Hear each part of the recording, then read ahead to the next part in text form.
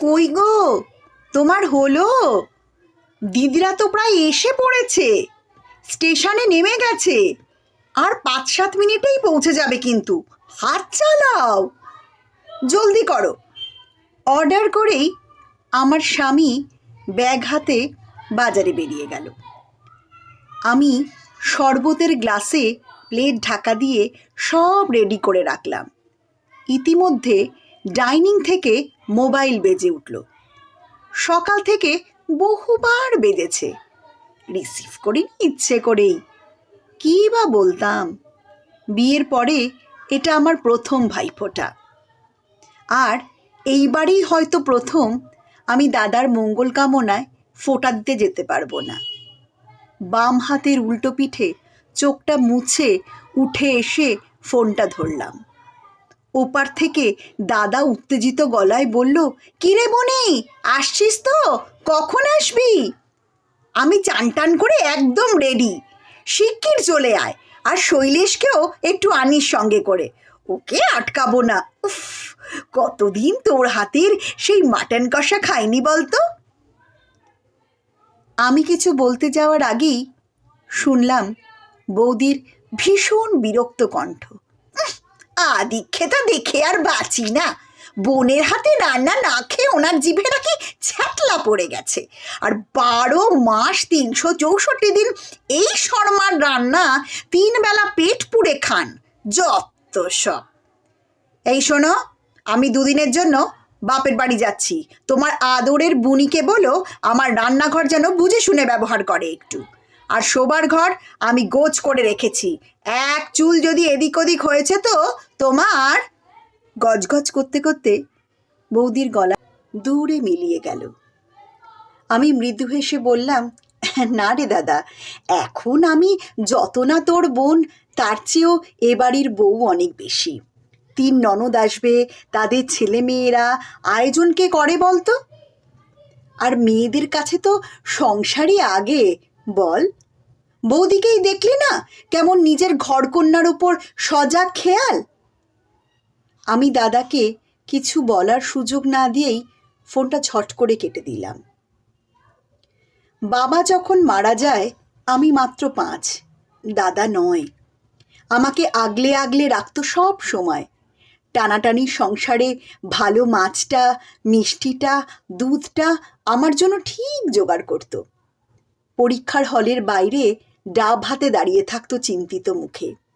মনে পড়ে গেল ছোটবেলার খুনসুটি, ঘুড়ি ওড়ানো, দাদার কাছে সাইকেল শেখা, হ্যারিকেনের আলোয় পড়তে বসা, মেলায় গিয়ে ফুচকা খাওয়া, শীতের রাতে ভূতের গল্প শোনার অসাধারণ দিনগুলো। বেশিক্ষণ ভাবার অবকাশ পেলাম না।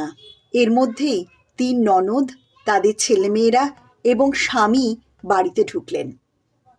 স্বামী এসে আমার হাতে 3টে ব্যাগ ধরিয়ে ঝড়ের বেগে কথা বলে আবার বেরিয়ে গেলেন। এটায় সব রকম মিষ্টি আছে, বুঝলে, আর এই ব্যাগে ইলিশ, চিংড়ি আর মাটন আছে।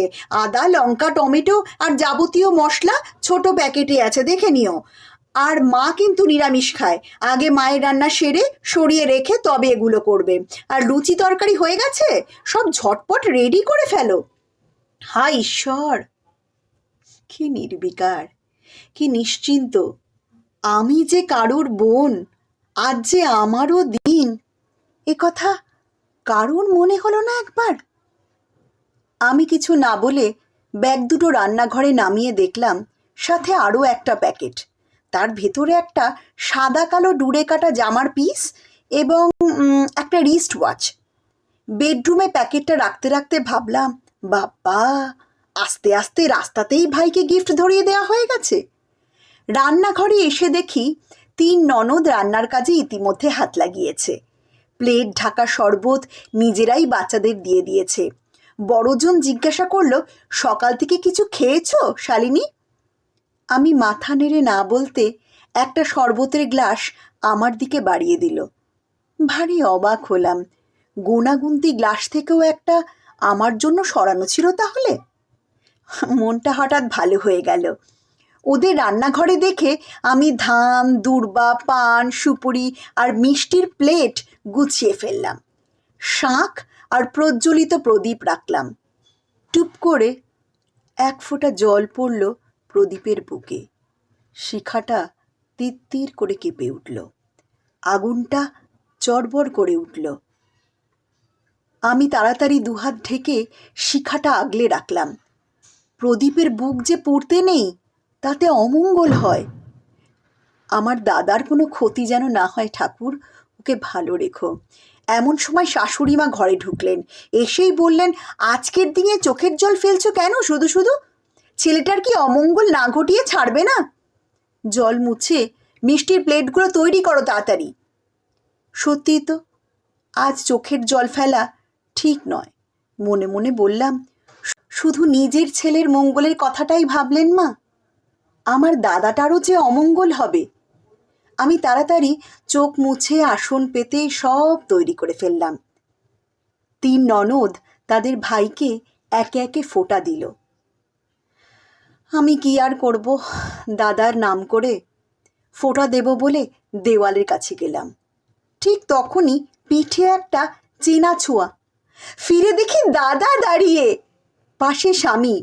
বলল, বেচারা শালাবাবু বাড়িতে একা ছিল, তোমার দারোয়ান বৌদি নেই দেখে একেবারে হাইজ্যাক করে এনেছি।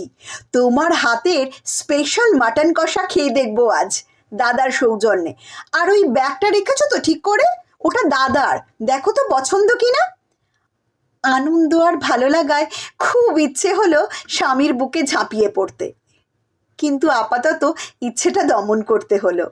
শাশুড়ি মা হেসে বলল, আজকের দিনে কান্নাকাটি করে আমার এই ছেলেটার অমঙ্গল করবে শেষমেশ, তাই বারণ করলাম। কেন, জন্মদাত্রী কি শুধু মা হয়? আমি তোমাদের 2 ভাই বোনের মায়ের মতন হতে পারি না? নাও নাও, ভালো সময় পেরিয়ে যাচ্ছে, আর দেরি করো না। শাঁখ বেজে উঠল, আকাশ বাতাস মুখরিত হলো। ভাইয়ের কপালে দিলাম ফোঁটা, জমের দুয়ারে পড়ল কাটা। মায়ের কথাই ঠিক, সংসার সত্যিই নিমফুলের মধু।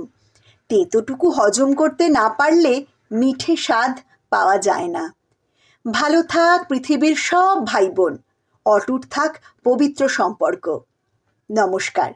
লিখেছেন পার্বতী মোদক।